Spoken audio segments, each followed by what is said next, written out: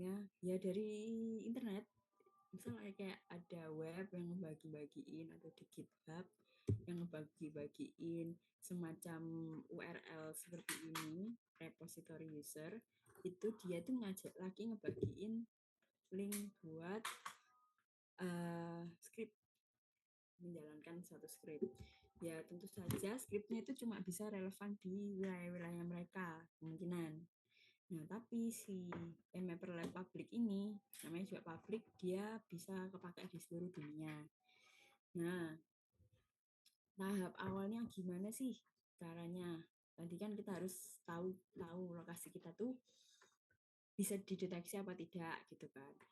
Jadi kalian nggak bisa tuh tiba-tiba kalian ke belahan negara mana mau deteksi perubahan apa, karena ya kalian mau deteksi apa dulu, belahan negara mana itu gitu. Kayak misal di suatu negara di Amerika kalian mau kayak perubahan apa kalian harus tahu peristiwa yang terjadi di sana ini gitu.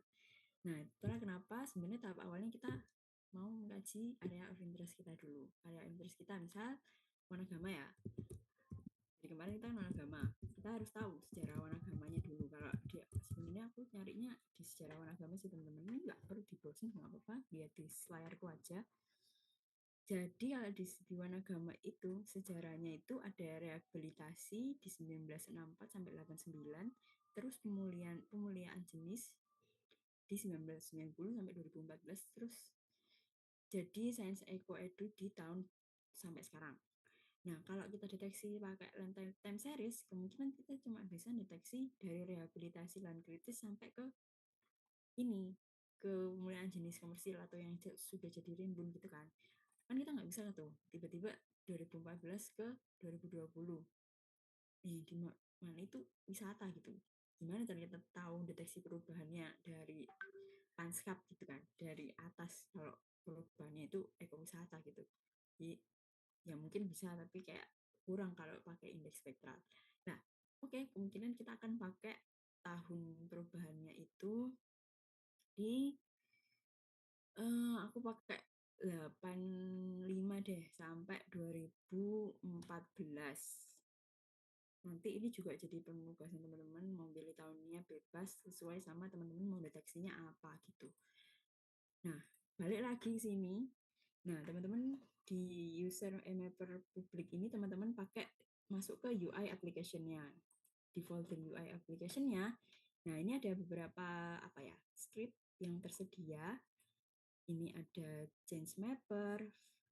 Nah, nanti teman-teman pilih yang pixel time series plotter. Nah, kenapa pilih yang ini? Karena yang ini tuh buat mendeteksi time series, perubahan time series basisnya pixel. Diklik aja, lagi loading ya. Nah, ini kok nggak muncul apa-apa, itu langsung di run saja.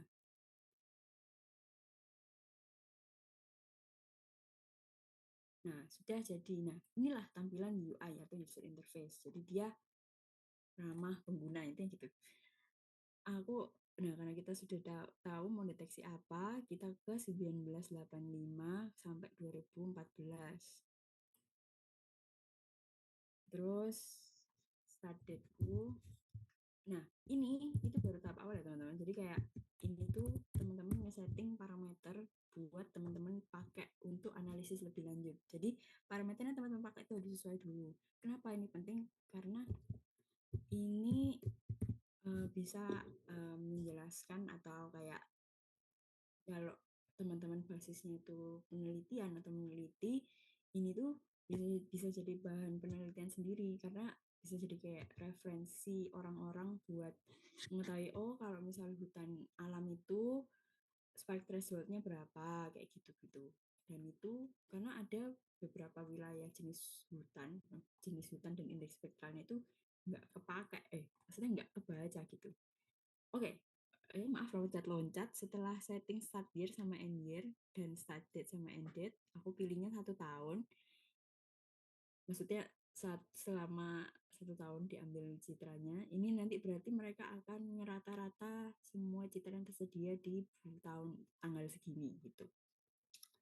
Terus ini indeks spektral yang mau kita deteksi. Nah, di sini tuh kenapa kita Nah, setting parameternya di sini karena kita bisa ngelihat ngebandingin indeks spektral mana sih yang bisa ngebaca gitu. Nah, tapi apa sih ini indeks spektralnya gitu kan? Nah, teman-teman bisa balik ke modul karena di modul itu lebih tepatnya di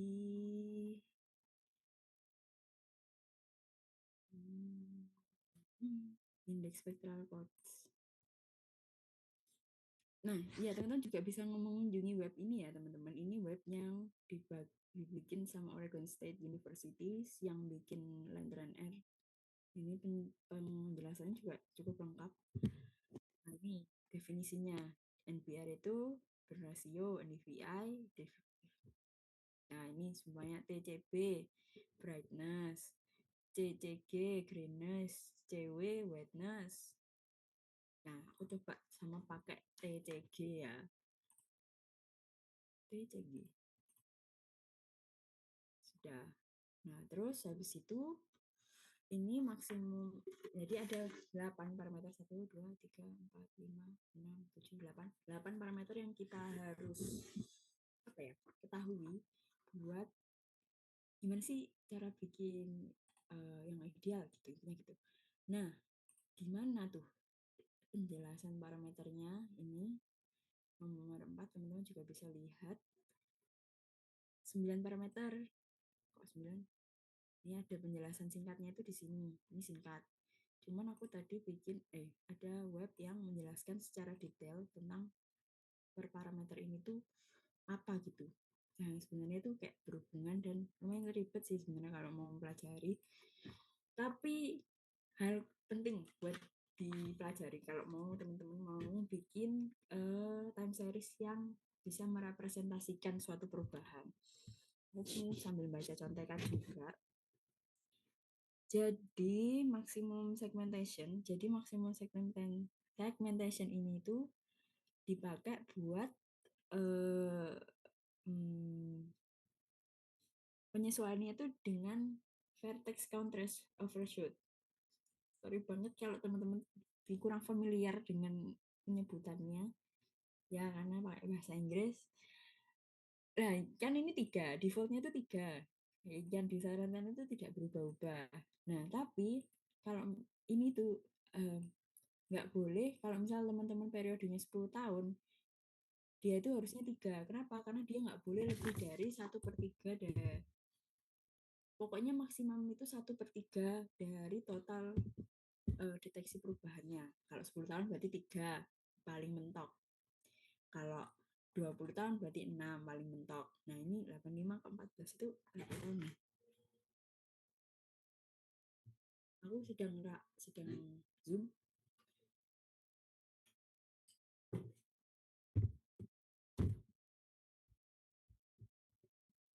Hampir 30 tahun nggak sih? Iya, sudah hampir 30 tahun. Berarti kita pakai 10. 9 aja deh. Hmm. Beda 10. Karena tahun lalu 10. Tapi tahun lalu, oke, gitu ya teman-teman. Terus, high threshold itu mengontrol tingkat penyaringan. Jadi kalau nilainya 1, itu menunjukkan tidak adanya penyaringan. Tapi kalau jadi kalau penyaringannya lebih parah, nanti kemungkinan nggak kedeteksi juga adanya perubahan yang gede gitu. Makanya yang direkomendasikan itu antara 9 sampai 7, 0,9 sampai 7. Nah, di sini kita pakai 0,9 aja sesuai default. Terus prevent 1 year recovery itu diaktifkan kalau dia melarang kecocokan yang memiliki segmen pemulihan berdurasi 1 tahun. Jadi kalau dia ada pemulihan durasi 1 tahun itu dilarang gitu. Nah, ini kita false saja biar pemulihan durasi 1 tahun itu bisa kedeteksi. Terus recovery threshold ini adalah parameter yang cukup penting teman-teman karena dia terkait dengan kendala untuk mencegah pemulihan yang tidak realistis. Nilai 1 itu berarti kendalanya dimatikan. Nah, nilai yang lebih rendah menunjukkan pemulihan sepenuhnya dalam waktu yang lebih cepat lebih dari 4 tahun. Jadi kalau misal 0,25 itu berarti nilai yang pemulihannya lebih cepat itu diperbolehkan gitu. Makanya ini 0,25 karena kita mau mendeteksi hutan yang lumayan kompleks, jadi 0,25 aja. Terus p-value threshold itu mengidentifikasikan kecocokan yang dianggap cukup baik. Jadi jika trajektori itu kayak polanya, pola perubahannya. Jadi jika trajektori menangkap pola yang kemungkinan bukan perubahan, jadi berdasarkan informasi yang kita tahu ya, pola yang kayak sebenarnya dia tuh nggak berubah di tahun A, kok dia tiba-tiba berubah, berarti itu kemungkinan parameter kalian harus diperbaiki atau ada yang lemah di settingan parameternya. Nah, itu bisa diatur. Nah, kalau misal ada tuh kejadian kayak gitu, ini bisa dinaikkan jadi 0,1. Tapi selagi tidak ada, ini tetap seperti ini saja. Jadi kayak kalau teman-teman melihat polanya ada anomali yang teman-teman pikir itu bukan perubahan alami atau kayak memang dari sensornya, ini teman-teman bisa ubah. Terus base model proportion itu 0,75 itu nilai yang tertinggi, itu untuk memungkinkan model yang lebih rumit. Jadi biar modelnya bisa lebih rumit itu bisa 0,75. Jadi semakin bawah modelnya semakin lebih sederhana.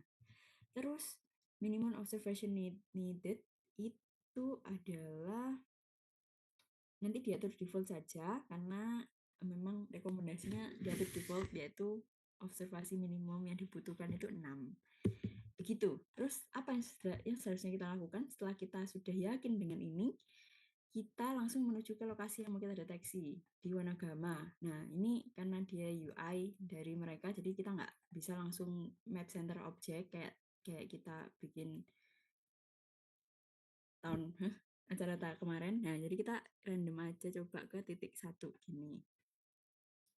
Ini lagi loading ya, teman-teman. Nanti di sini muncul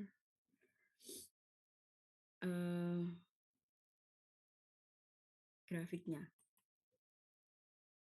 Ini sudah saya. Nah,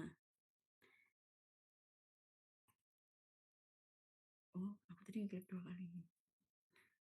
Sedang macet ya, teman-teman. Di sini loading.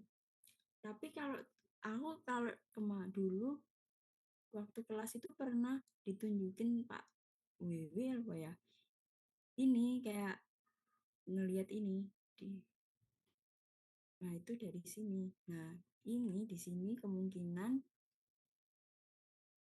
ada pengurangan di tahun 2009 atau kayak kita coba ke yang rada gundul di sini ya.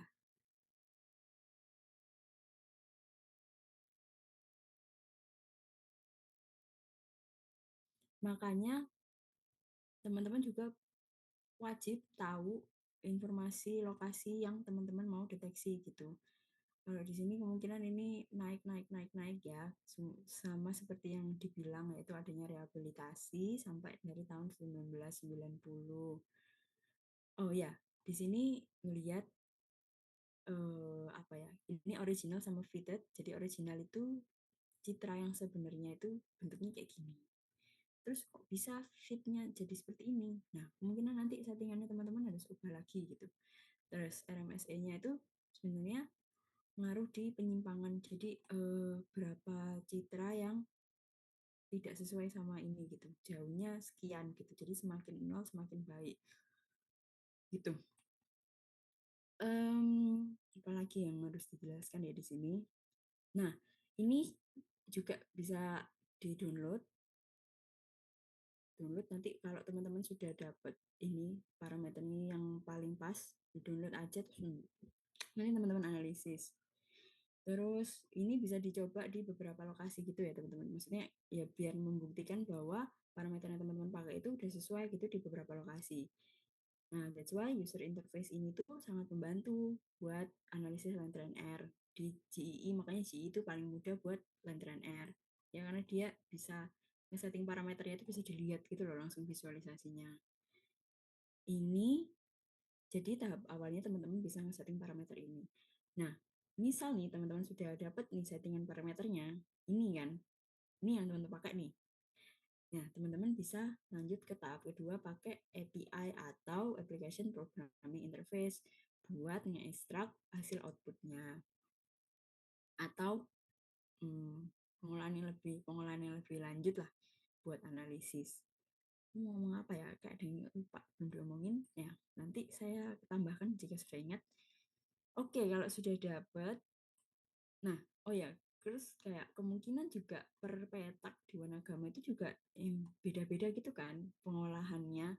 Ada yang jati JPP, berarti kan kayak JPP ininya juga beda lagi gitu. Jadi kemungkinan ya biasanya mereka time seriesnya di masing-masing itu beda atau mungkin mereka seragamkan tapi seminimal mungkin errornya gitu.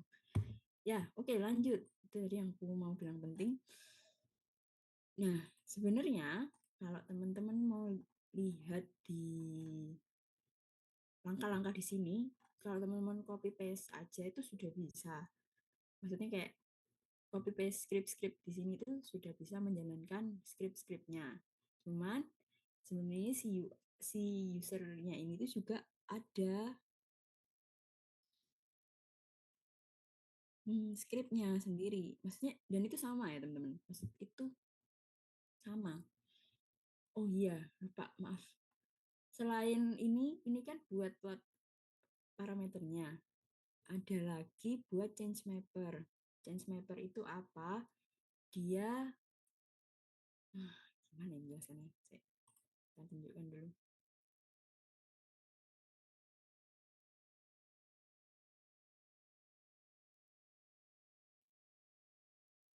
Sebenarnya dia tahapan lanjutan dari kalau sudah tahu tadi kan sebenarnya keperluan kita di pixel plot itu buat tahu indeks mana nih yang sesuai. Aku tadi mau pakai NDVI ya, aku pakai NDVI. Ya udah, karena ini cuma bisa satu indeks NDVI, terus kita setting sesuai sama yang tadi sudah kita setting di awal 85 2014.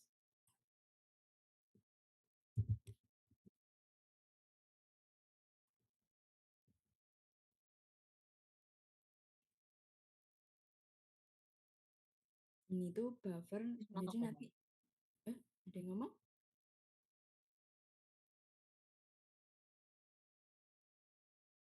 Oh, oke. Okay. Buffer itu adalah nanti dia terbuffer atau luasannya. Jadi nanti misal teman-teman klik satu pixel nanti buffernya bisa ke 50 km di sekitarnya gitu. Terus, nah ini change map parameter. Ini juga penting buat parameter perubahan. Jadi kan kita mau bikin ngedownload atau nge-extract suatu output. Nah, nggak ada pakemnya teman-teman mau nge-extract bagian apa, tapi mau jelasin kalau ada dua nih di vegetation change type-nya itu ada loss sama gain. Loss itu gangguan atau disturbance, gain itu recovery. Gain itu growth atau penambahan atau kayak misal teman-teman deteksi recovery. Nah, itu yang paling berperan penting jadi teman-teman lihatnya gainnya, penambahannya berapa. Nah, intinya gitu. Loss itu kehilangan, gain itu penambahan. Kehilangan atau pengurangan indeks spektralnya. Nah, vegetation chart change sort-nya ini ada beberapa. Paling umum kita pakai itu biasanya greatest atau yang paling besar. Jadi dalam satu tahun itu yang nilai nilai nilai indeks nilai besarannya atau pengurangannya paling besar itu berapa dan di tahun berapa dan berapa jumlahnya. Penjelasannya seperti apa ya? Jadi bukan misal NDVI yang paling tinggi di Wanagama itu 0,8. 0,8. Terus habis itu tahun berikutnya dia mengalami penurunan jadi 0. Jadi magnitudenya atau besaran perubahannya itu 8 kan, 800 atau berubah 800. Nah, itu loss kehilangan terbesarnya 800 gitu. Ya, semoga teman-teman bisa memahami. Kalau nggak paham nanti bisa di raisen saja. Nah, ya, jadi biasanya kita milihnya ini gitu. Terus filter by year. Ini sesuaikan sama kayak Nah, ini ada bisa diaktifkan, bisa tidak. Nanti kita lihat ya perbedaan UI sama API. Kalau di sini kan kita tinggal checklist dan tidak. Nah, kalau settingan di API nanti kita pakai script lain, teman-teman. Oke, lanjut. Ini value-nya misal aku defaultin aja. Jadi nanti mereka akan mendeteksi magnitudo terbesar yang lebih dari 100. Misal kalau perubahannya itu cuma 50, dia nggak akan dideteksi sebagai suatu perubahan besar gitu. Terus filter by duration. Duration itu durasi. Jadi dia berubah ke 100. Misal dari aku tadi ngomong 8 ke 0 itu berapa lama durasinya gitu. Nah, itu dari durasi. Misal dari 85 ke 2010. Ya itu durasinya sepanjang 2010 kurangin 85 itu. Terus predicted value itu eh, value awal atau kayak nilai awal indeks spektralnya yang mau didefinisikan itu di berapa gitu. Kalau dia lebih dari 400 berarti nanti grafik awalnya atau titik awalnya itu skornya nilai indeks spektralnya itu 4. Nah, MMU itu singkatan dari minimum mapping unit. Itu biasanya defaultnya 11. Kenapa? 11 itu merepresentasikan 1 hektar di pixel Landsat. Jadi kalau misal 30 pixel, nah, 11 pixel di Landsat itu sama dengan kurang lebih 1 hektar. Jadi kalau misal teman-teman mau melihat perubahan yang 1 hektar aja, berarti kan perubahan yang di wilayah yang besar doang ya, teman-teman aktifin itu. Nah, ini settingnya itu sesuai sama yang teman-teman inginkan. Yang teman-teman bikin tadi di awal, kalau udah pas grafiknya, nah teman-teman lepasin. Tadi kayaknya kita cuma ngubah ini sama ini ya, false. Nah, terus manual ya teman-teman, langsung klik aja di warna gamma.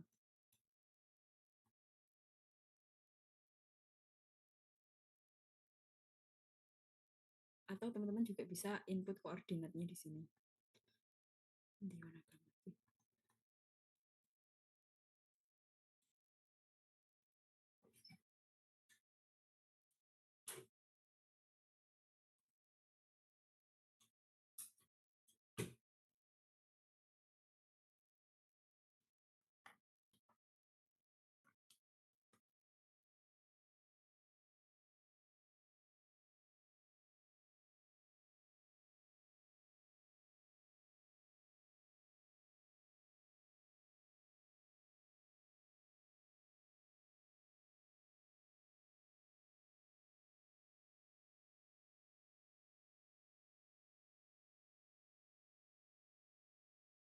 Ada loading ya teman-teman, tapi nanti kalau dia lama kita bisa lanjut ke API aja.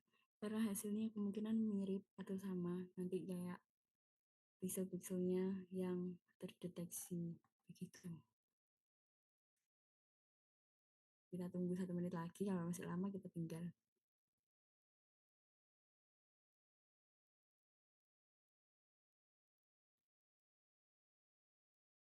Yang ke buffer 50 km ke atas, samping, kanan, kiri, bawah.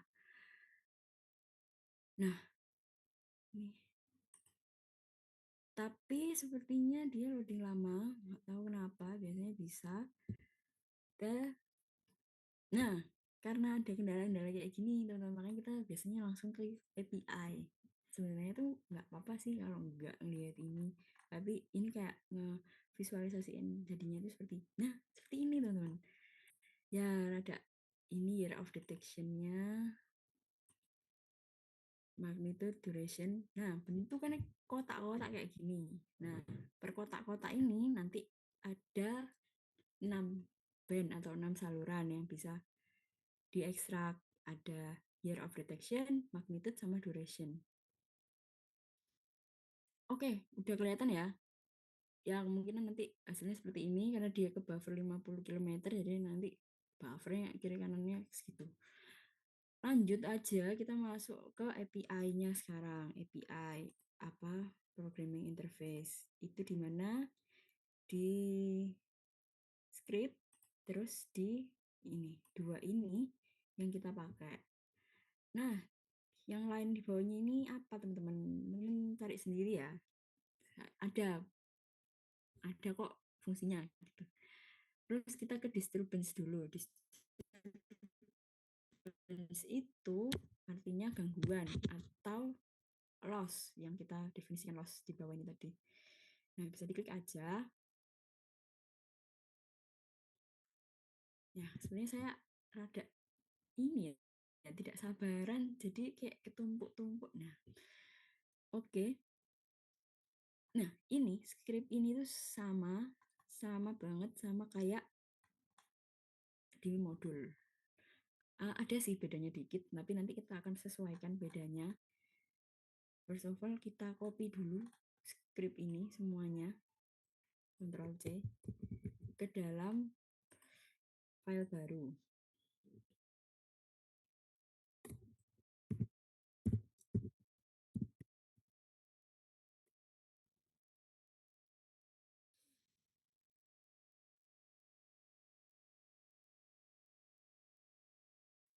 Yuk, mana ya?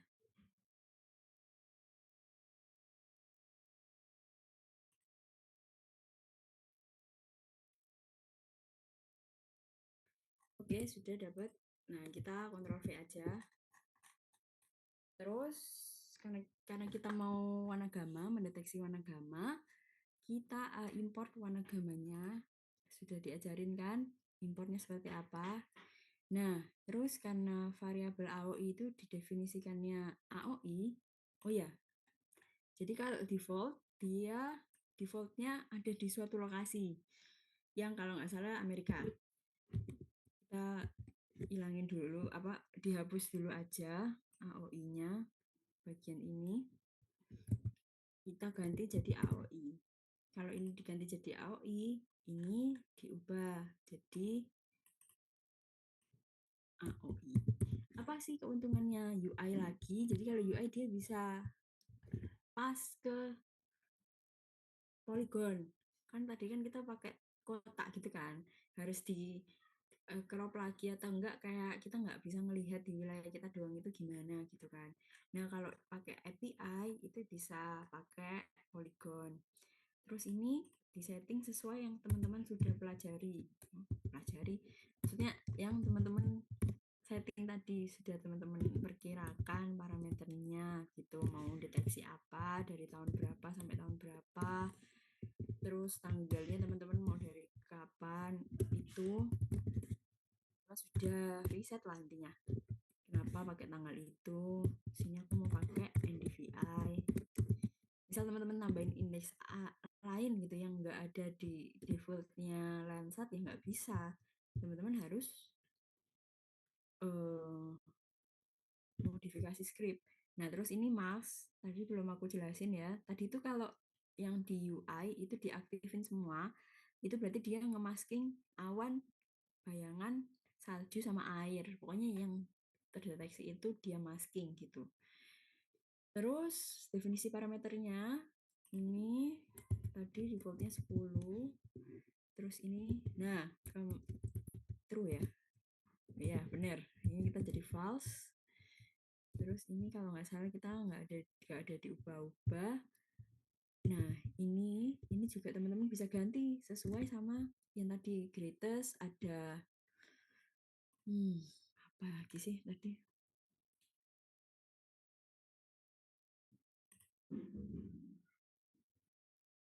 Ini modul juga ada sih.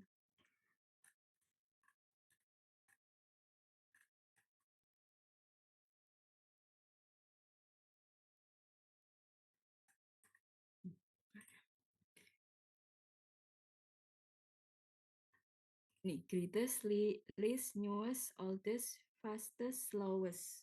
Itu nanti deteksinya, berarti nanti kalau perubahannya paling cepat itu yang turun ke bawah, tapi paling cepat itu yang dideteksi. Tergantung kebutuhan. Ini juga disesuaikan. Nah, oh ya, kalau di sini aku juga mau jelasin perbedaan UI sama API. Berarti kalau di sini nanti teman-teman kalau mau checklist itu pakai true. Berarti true itu artinya aktif dia. Kalau false dia nggak aktif.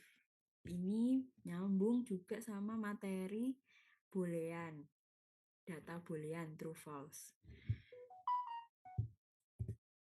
Ini juga teman-teman setting sesuai kebutuhan. Nah, ini aku mau minimum mapping unitnya false aja. Atau dia kalau deteksinya kurang dari 1 hektar itu nggak apa-apa gitu. Jadi basisnya memang pixel banget. Terus ya ini sudah. Jadi teman-teman harus sudah mengetahui lah dua parameter ini tuh sesuai apa, baru teman-teman setting di ini gitu. Biar outputnya yang didapat itu sesuai gitu. Karena kalau teman-teman langsung setting sini, teman-teman nggak tahu benar apa enggaknya gitu. Paling gampang itu dari grafiknya, kayak grafiknya tuh menjelasin perubahan yang kalian mau nggak gitu.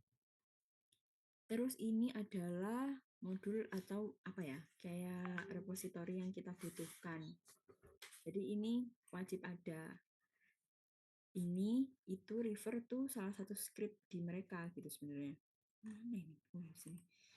Salah satu script di mereka gitu. Terus change parameternya pakai index. Nah, kenapa index ini udah biru? Karena udah disetting di sini tuh ada gitu, nah definisi index. Jadi semua ini tuh namanya max segment itu kan kita nggak pakai bikin variabel baru ya. Ya itu karena sudah ada di modul ini gitu. Itu bisa jadi apa ya, kalau teman-teman mau bikin script yang nyambung-nyambung gitu ya, pakainya kayak gitu. Nah, ini menjalankannya itu pakai fitur ini LTGII run LT. Di sini juga ada kayaknya penjelasannya.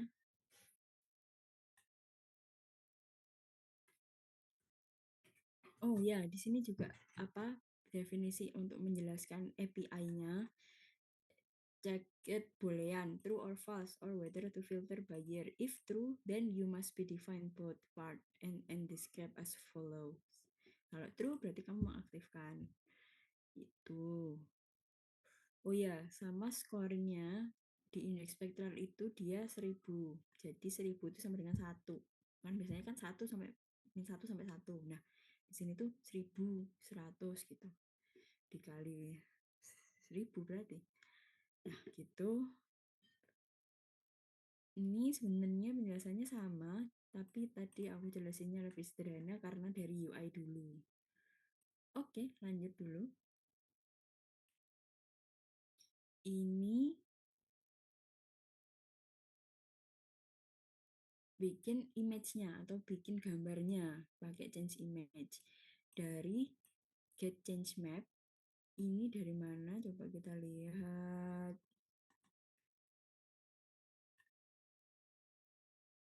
Kemungkinan dia ini get mendapatkan change param deh. Kalau nggak ada berarti dia ada di sini teman-teman. Kalau dia definisinya belum ada berarti dia ada didefinisikan di sini. Terus LT sama change param, jadi nanti dia mendefinisikan. Berarti kemungkinan ini, definisi ini tuh sudah ada di sini.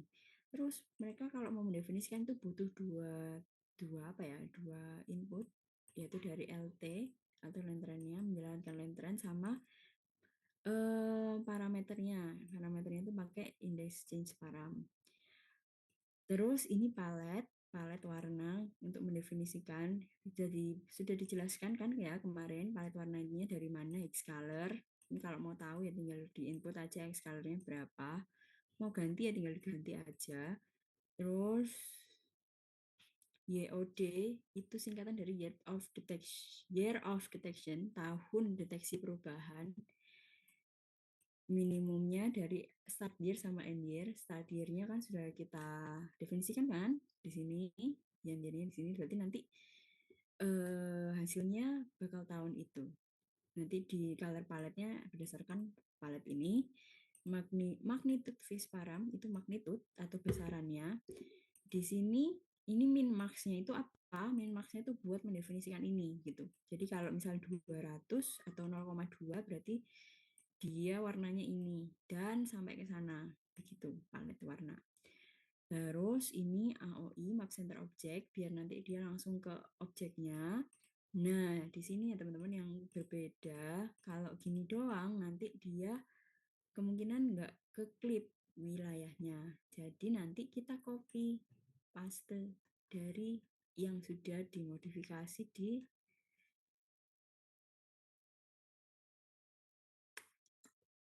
sini. Nah, ini ada tambahan nih. Nah, kalau kita lihat di script yang di modul, itu dia cuman nge-add buat year of detection doang. Nggak masalah, karena sebenarnya yang kita mau ekstrak atau mau download itu cuma satu. Apa sih namanya? Satu raster. Yang satu raster itu ada beberapa band. Beberapa band yang sudah ada year of detection-nya, magnitude-nya, duration-nya gitu. Jadi itu kayak ya udah cuma visualisasinya aja gitu.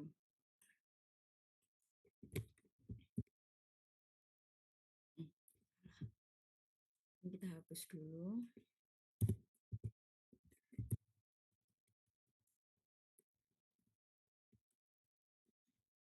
Ini magnitude-nya coba nggak usah di add ya. Kita ngelihat year of detection-nya aja. Sama sebenarnya ada yang aku lupa. Nggak ada yang ini internal nggak jadi. Nah, ini di copy aja karena ada beberapa hal yang beda. Cuman ini sih sebenarnya CRS-nya sama apa deskripsi dan foldernya. Karena ini kan defaultnya ini 50-70 gitu. Ini oh ya, ini teman-teman yang kemarin aku janji buat jelasin ekspornya gimana. Nah, ini cara ekspornya. Ya, teman-teman sebenarnya ekspornya sama sih. Semua data raster itu kayak gini. Jadi ada export image to drive ini yang terdiri dari image, description, folder, file name. Oh ya, karena ini close ya. Jadi ini pakai loss. Data loss, CRS-nya juga disesuaikan. Nah, ini yang harus teman-teman dapetin kalau mau ekstrak. Ini di run aja. Oh, udah jam lebih ya.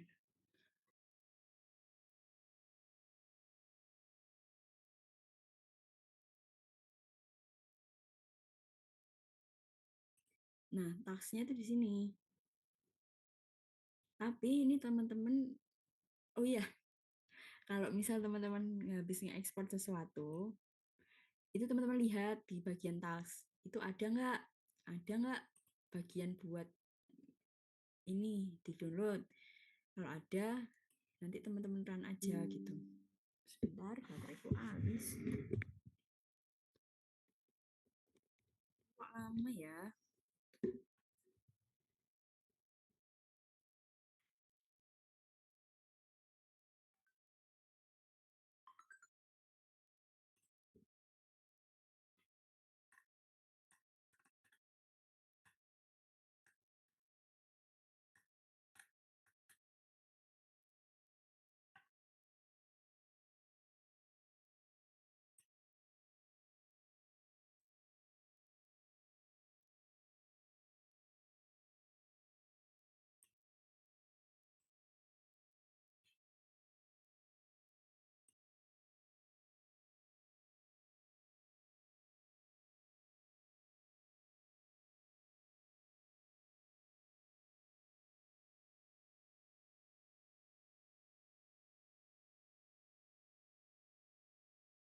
Semalam udah gue coba, cepet gak padahal. Ini bahkan cuma year of detection doang. Ya, oke. Selagi nunggu, kita lihat langkah selanjutnya ya, teman-teman. Nah, jadi apa hal yang aku lupa adalah aku belum download yang ini. Jadi kayak kalau misalnya aku mau praktekin, aku harus download. Dan kita harus nunggu download gitu lah. Sebenarnya nggak apa-apa sih. Tapi ya rada lama aja sih, teman-teman. Nah, maka dari itu, saya jelaskan di modul saja ya. Ini modul ini dari yang dibikin Clara Citra ini sangat jelas ya, teman-teman. Jadi, setelah teman-teman dapat skripnya, setelah teman-teman download, rasternya bentuknya kayak gini. kursorku harusnya kelihatan. Nah, ini teman-teman lihat, ini ada data loss, data gain. Berarti nanti teman-teman bikin skripnya dua data. Dua datanya dari mana, Mbak? Dari ini kan ada dua ya. Sebenarnya ini sama apa skripnya, ini tinggal teman-teman ganti aja. Loss jadi gain, ini tetap greatest, terus ini juga teman-teman sesuaikan. Sesuaikannya dari mana? Di modul ada juga dijelaskan. Oh, sudah ada. Nah, kalau kita zoom, itu dia akan loading lagi, teman-teman. Itu kelemahan API. Nah, tapi harusnya kita sudah bisa download. Ini di run buat, nah ini masih gain. Nah, teman-teman juga bisa ganti di sini biar nggak salah. Loss kan. Jadi kita pakai loss dulu. Nyoba data loss, file name-nya data loss. Oke, kita run. Loading ya karena tumpuk-tumpuk ya, teman-teman. Nah, ini ditunggu sampai dia selesai. Oke, selagi nunggu sampai selesai, jelaskan dari sini dulu aja. Nah, ini rasternya. Nah, data rasternya itu nanti ini band 1 apa? Band 1 YOD, band 2 MAG, band 3 DUR. Apa artinya? YOD, Year of Detection. Band 2 magnitude. Magnitude itu besaran. Besaran perubahannya. DUR itu duration. Sebenarnya ada 6 band lainnya atau berarti 3 band lainnya yang sudah dijelaskan juga. Ruby di sini di mana ya? Oh, ini. Ini ada Prevol, ada Red, sama DSNR. Tapi yang sering kita pakai buat analisis itu ya 3 itu. Year of detection, magnitude, sama durasi. Itu penjelasan bandnya, teman-teman bisa lihat di properties di band. Kita dapat citra dengan 6 band, masing-masing band memiliki jenis value yang berbeda. Nah, setelah itu diapain? Biar kita tahu apa sih value-nya atau nilainya per pixel adalah dengan ekstrak itu, si raster itu jadi vektor di polygonize atau point. Intinya, tapi per pixel ya. Jadi bisa pixel to polygon, raster pixel to polygon, atau raster pixel to point. Dua-duanya sama, intinya nge-ekstrak suatu biar hasilnya per titik-titik gitu. Nah, kemudian nanti di sini didefinisikan, masih lama ya. Oh, sudah.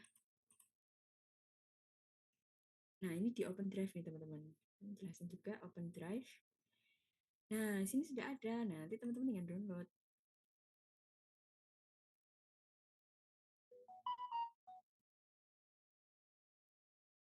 Oh, sudah.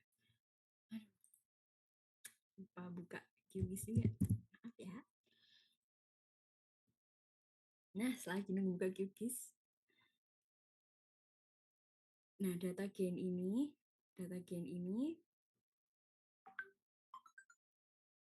oke. Terima kasih Citra.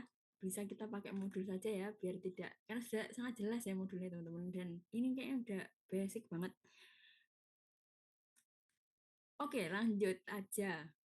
Kita dari toolbox. Nah, di toolbox ini teman-teman bisa pilih raster, pixel to polygon, atau pixel to point, bebas. Terus habis itu, misal ini, supaya dapat mengekstraksi satu band dalam satu kali proses. Jadi kalau di sini tuh mereka cuma bisa mengekstrak satu band. Nih, dalam contohnya, ini kita mengekstrak data gain, band 1 yaitu year of detection, terus kita namain tuh value YOD, atau nanti YOD gain aja, biar nggak tumpuk-tumpuk antara value gain sama loss. Terus habis itu, langsung saja di run, nanti jadinya titik-titik-titik kayak gini. Nah, nih ekstraknya 3 band, yaitu gain yo ada 4 6 ini pokoknya. Terus nanti per gain sendiri itu nanti teman-teman gabunginnya pakai apa? Intersection itu menggabungkan multiple, itu banyak, jadi nanti digabungkan di beberapa band, nanti vektor yang teman-teman pilih itu yang gain semua. satu set gain dan satu set loss. Berarti nanti dapat 2 vektor gain sama loss yang sudah jadi vektor. Nah, hasilnya gimana? Hasilnya tuh kayak gini. Oh, kalau ini sebenarnya teman-teman bebas ya mau per gain atau per loss. Tapi ini satu set gain dan satu set loss. Atau pokoknya intinya teman-teman sudah tahu mengekstraknya harus bagaimana dan mengelompokkannya seperti apa. Terus nanti teman-teman bisa definisikan berdasarkan ID-nya. Atau kalau misalnya teman-teman pakai poin, itu bisa definisikan berdasarkan XY-nya. Jadi teman-teman tahu tuh titiknya di mana. Tapi pun kalau teman-teman nggak perlu harus poinnya, itu bisa di crop aja atau kayak diklik aja lokasinya, nanti teman-teman tahu itu di peta berapa gitu. Nah, semoga teman-teman jelas ya buat ngeekstraksi si hasilnya. Dan sebenarnya banyak cara teman-teman buat ngeekstraksi ini. Ini juga salah satu cara yang mudah atau yang paling mudah yang aku pakai, yang kita pakai. Tapi harusnya ada cara-cara lain buat ngeekstrak si hasil value dari raster itu gitu. Udah ya, langsung aja ke tahap selanjutnya. Slideshow. Oke, sebenarnya sebelum kita nganalisis kita harus nguji validasi. Tapi tadi kita loncat. Kenapa loncat? Karena metode validasinya itu pakai TimeSync. Itu aplikasi yang memang dikembangkan buat untuk mengikuti kerangka kerjanya Lentren untuk uji validasi dari polanya. Udah bener belum gitu. Nah, pakai apa sih TimeSync itu? Nah, teman-teman bisa pelajari. Ini aku udah klik GitHub-nya.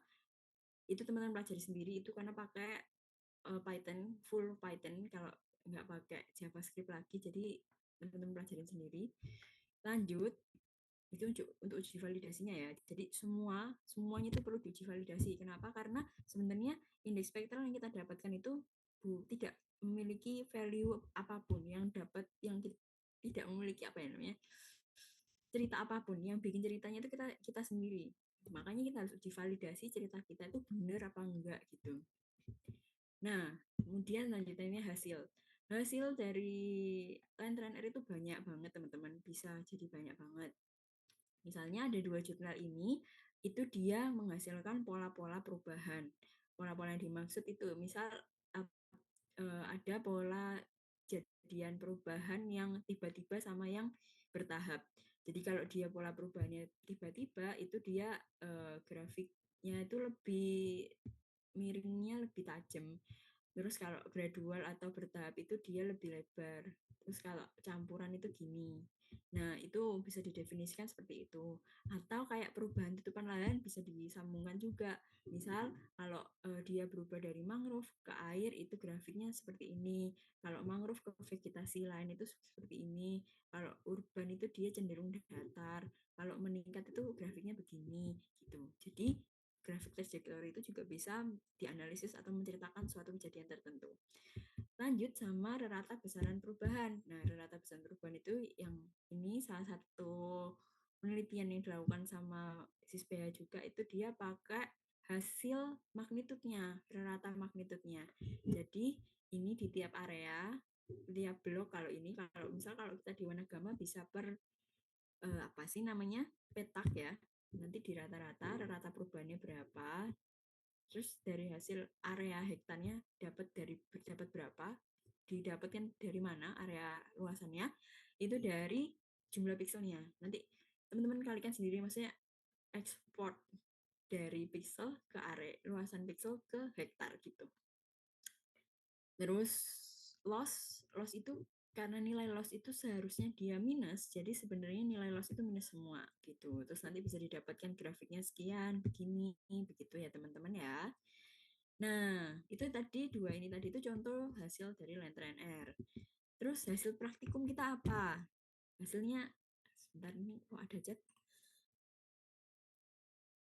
Nah, itu sudah dijelaskan sama Citra. Pixel itu kan 900 meter persegi. Nah, dikali aja, misal di blok A ada beberapa pixel, nanti dapat luas bloknya. Gitu ya. Nah, nanti yang hasil praktikumnya ada satu file PDF aja, script GEE dan share link, gain sama loss-nya. Terus alasan pemilihan start year and year start day and day. Nah, ini aku bebasin teman-teman mau pakai lokasinya apa, boleh warna gama, atau teman-teman mau deteksi perubahan kayak kebakaran di apa merbabu atau kayak kebakaran di BTS bebas yang jelas teman-teman ada kayak basis pengetahuan terkait lokasinya, start year, end year, start end date-nya. Terus alasan pengaturan kontrol panel 8 parameter dan fitur perubahan tadi udah aku jelasin pengaturannya bagaimana begitu kan. Terus dua grafik trajektori single pixel dan penjelasannya. Ini yang aku maksud adalah teman-teman bisa mendefinisikan. Misal kalau grafiknya itu turun, itu teman-teman definisikan sebagai apa, asumsinya apa gitu kayak.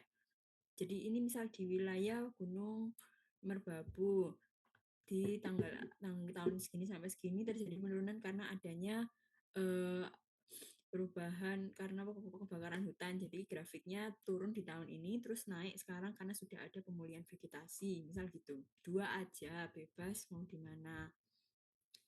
Terus citra forest loss dan forest gain hasil ekspor itu bentukannya bisa screenshot raster tadi hasil loss dan gainnya, terus sama grafik luas wilayah hutan yang berkurang dan bertambah setiap tahunnya. Itu contohnya sebenarnya ada di slide sebelumnya. Mana sih? Ya Allah.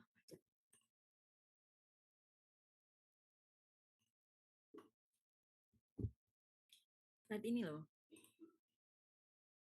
Ini itu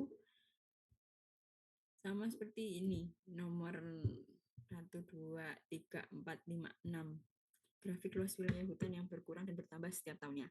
Terus ini teman-teman kalau mau nambah nilai, kalau apa bisa mengkorelasikan apapun yang dapat memberikan tambahan informasi, histogram, dan lain-lain. Oke, dari aku itu saja Mbak Clara Citra. Mohon maaf jika terlalu panjang. Saya kembalikan ke Panjang. Clara Oke. Citra dan teman-teman. Oke, makasih Amel. Ya memang panjang sih teman-teman buat acara ini. Tadi kalau teman-teman lihat yang pertama kita ke UI dulu, terus kita bisa masuk ke codingnya, terus diekspor, terus dianalisis di Excel gitu. Jadi ada beberapa perpindahan dari GI ke QGIS ke Excel ya Amel ya. Ya, benar-benar. Oke. Begitu. Nah, emang penjelasannya panjang sih, dan emang masuk akal karena emang panjang caranya. Dan waktunya kan sebulan ya teman-teman sampai next pertemuan. Coba nanti dipelajarin dulu. Sebenarnya di modul itu juga kita berdua udah ngelengkapin dari tahun lalu dan tahun ini Amel lengkapin lagi. Jadi silakan teman-teman baca dulu modulnya. Di situ udah ada penjelasannya yang jauh lebih lengkap lagi. Kemudian di YouTube-nya yang tadi Amel juga udah kasih linknya, silakan ditonton dulu. Nanti kalau ada yang nggak jelas, terutama kayak konsep-konsepnya, ini kenapa harus diginin Mbak, ini tuh step ini buat apa gitu.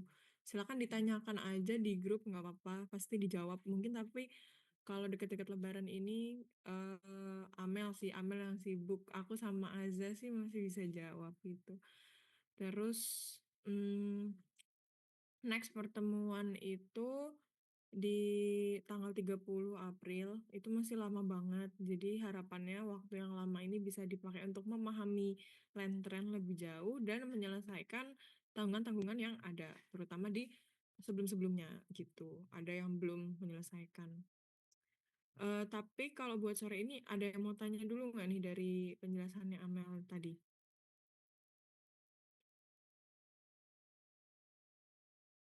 Mm-mm. Mbak mau tanya Mbak, Boleh gimana Fahmi? itu kan sebenarnya eh, lewat cara UI dan API kan itu sama aja. Kan itu Mm-mm. kalau API kan kita langsung dari codingannya, sedangkan kalau UI kan eh, dari UX yang ada, maksudnya udah dari hasil dari codingannya. Nah itu kenapa kita harus melakukan itu dua kali, bukan? Gimana? Oke, sebenarnya sih kalau pas hari H-nya banget ketika kamu ngerjain nggak harus pakai dua, tapi menurutku sih lebih enak pakai UI ya, karena UI itu kayak user interface ya, ya dari kenampakannya lebih ramah aja, dan tadi biar lebih gampang aja sih buat dijelasin komponen-komponennya gitu. Tapi sebenarnya gak harus pakai dua-duanya kan, Mel? Apa gimana? Apa buat ngecek kilat dulu gitu? Ya sebenarnya yang paling penting itu waktu ngecek parameternya sih, karena yang tadi di PPT di awal itu kan kita kalau mau ngerentren itu tahu parameter yang pas itu berapa, sama wilayah kita itu bisa nggak dideteksi pakai time series. Nah, cara tahu parameternya pas itu gimana? Nah, itu pakai UI itu tadi. Kayak biar gampang aja kita ngeceknya. Oh, bisa nih kedeteksi nih perubahanku pakai parameter ini. Ya udah aku pakai ini deh buat nge-API gitu. Ya, karena UI tadi basisnya kayaknya kita mencet 1 pixel gitu udah langsung kelihatan nih grafiknya, jadi kayak sampling gitu. Ibaratnya sampling dulu sebelum kita masuk ke API, karena kalau API tadi bisa dilihat juga kan loadingnya lebih lama karena mencakup wilayah yang lebih gede. Jadi mendingan dicek dulu aja parameter-parameternya di UI. Gitu, Yanwar Fahmi. Memahami tidak ya? Oke, baik Mbak, terima kasih. Oke, ada lagi yang mau tanya? Agustin Bintang masih ada di sini, Agustin Bintang.